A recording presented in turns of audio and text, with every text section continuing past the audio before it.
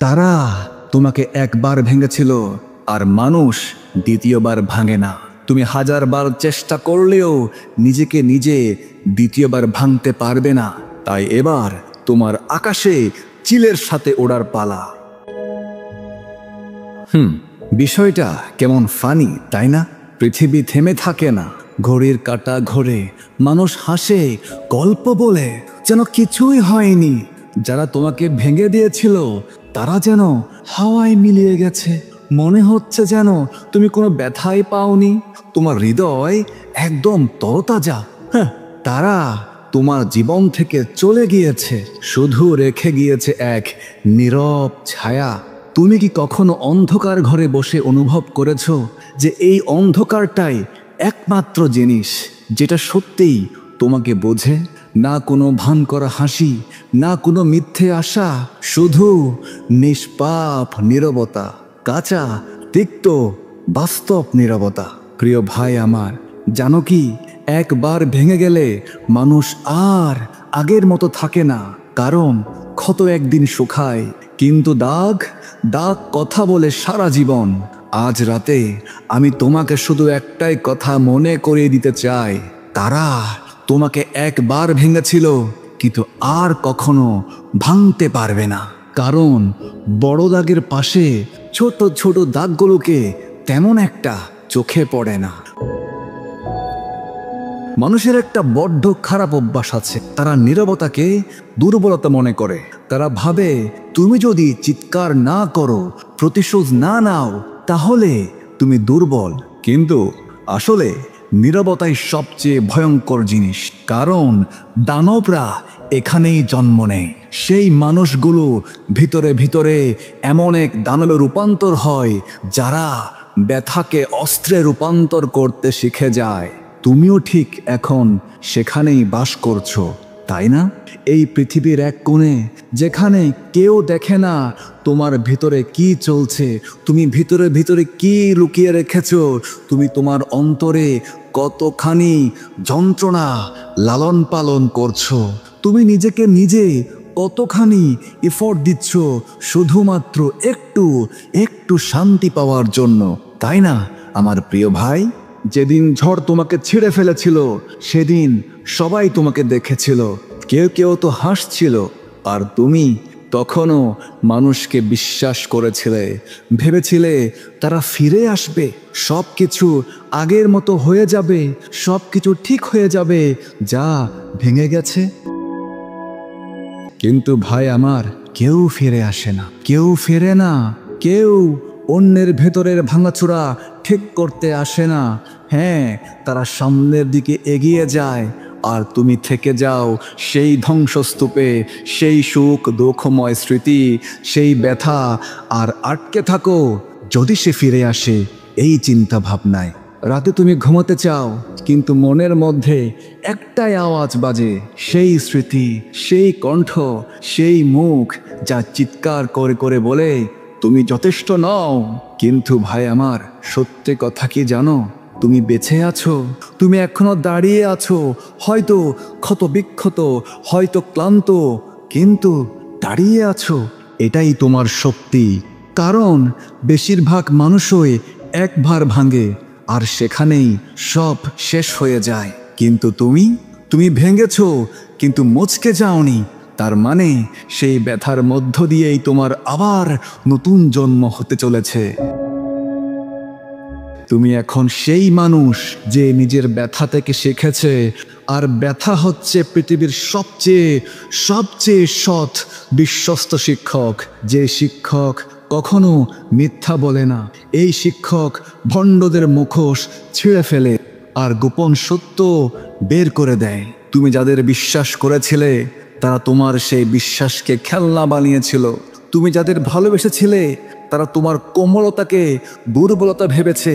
কিন্তু এটা তোমার দোষ না আমার প্রিয় ভাই, তুমি তো ভালো মানুষ, তুমি তো মন প্রাণ উজাড় করে ভালোবাসতে জানো। কিন্তু এটা তাদের জন্য দুর্ভাগ্য আর অভিশাপ ছিল। তারা তোমার সেই অসীম ভালোবাসাকে বুঝতে পারেনি। সবচেয়ে মজার ব্যাপার কি জানো আমার প্রিয় ভাই?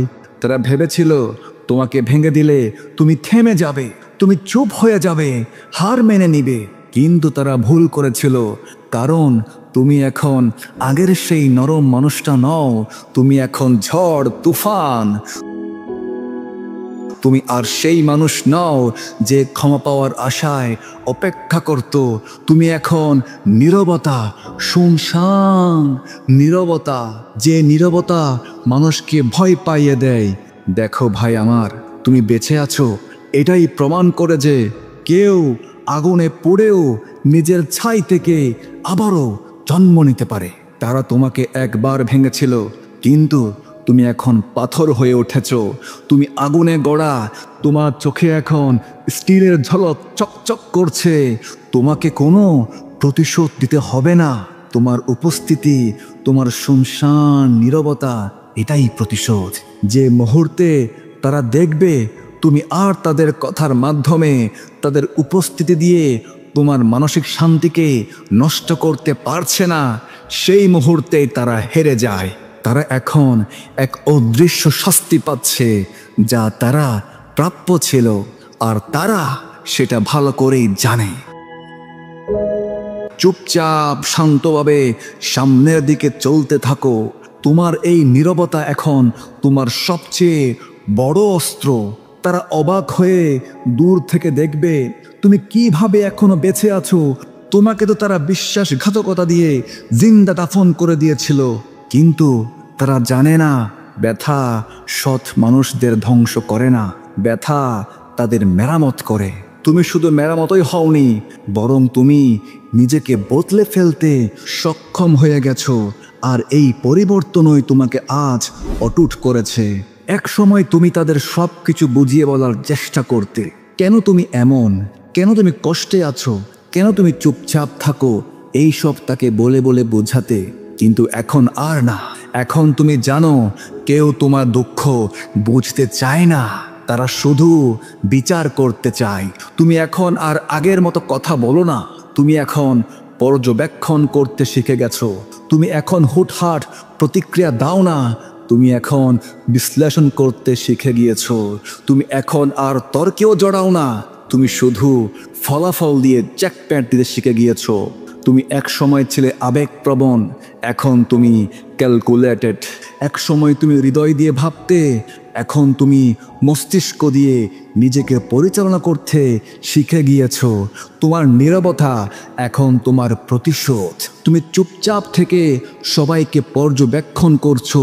যারা এক সময় তোমাকে নিয়ে খেলেছে, তারা এখন নিজেদের জীবনের ভার বইতে বইতে তলিয়ে যাচ্ছে। তুমি যেচে যেচে কিছুই প্রমাণ করছো না, তুমি শুধু বদলে যাচ্ছ, এবং এই বদলটাই তাদের সবচেয়ে বড় ভয়। তুমি বুঝে গিয়েছো নিজের ভিতরের শান্তি, মানসিক শান্তি রক্ষা করাটা যে কোনো সম্পর্ক টিকিয়ে রাখার চেয়ে অনেক বেশি গুরুত্বপূর্ণ।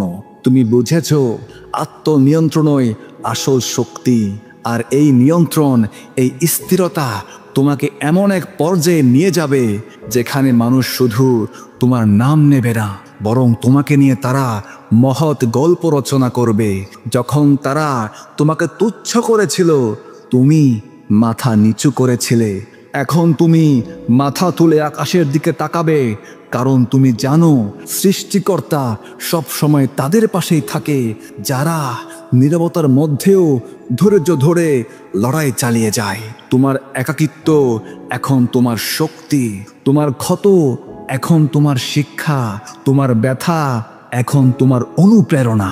একটা সময় ছিল তুমি ভালোবাসার জন্য কাঁদতে, তুমি ভালোবাসার জন্য বাঁচতে, তুমি অন্য কারো জন্য অপেক্ষা করতে কখন সে একটিবার তোমাকে ভালোবাসা দেবে। কিন্তু তুমি এখন বুঝে গিয়েছো, তুমি এখন একটি মিশনে নেমেছো, কারণ তুমি জানো জীবন মানে একটি মিশন। তুমি এখন এমন এক পথের যাত্রী যেখানে তোমার পাশে আর কেউ নেই, শুধু তুমি, তুমি, তুমি আর তোমার উদ্দেশ্য, তোমার লক্ষ্য। তুমি এখন এমন এক শান্ত আগুন যা নিঃশব্দে জ্বলে, কিন্তু একদিন সেই আলো সবাইকে চমকে দেবে। তুমি আর সেই মানুষ হবে না যে মানুষ সবাইকে খুশি করতে চাইতো, যে সব সময় অন্যের চোখে নিজের মূল্য খুঁজতো, যে নিজের স্বপ্নকে ছোট করে অন্যের প্রত্যাশাকে পূরণ করত। না, তুমি এখন জানো কাউকে হারালে কিচ্ছু আসে যায় না। তুমি এখন জানো কাউকে জোর করে ধরে রাখলে নিজের শান্তিটাই নষ্ট হয়ে যায়। তুমি এখন আগের সেই সরল মানুষ নও। তুমি অগ্নিপথে হেঁটে হেঁটে এত দূর এসেছো। তুমি নিজের ব্যথাকে স্বর্ণে রূপান্তর করেছো। তুমি শিখেছো সবাইকে ক্ষমা করা যায়, কিন্তু সবাইকে বিশ্বাস করা যায় না। এখন তুমি এমন এক মানুষ যে নিজের সীমানা কি সেটা জানে। তুমি ভালোবাসবে কিন্তু সম্মানের সঙ্গে। তুমি সাহায্য করবে কিন্তু নিজের সামর্থ্যের মধ্যে। তুমি হাসবে কিন্তু সব সময় সচেতন থাকবে।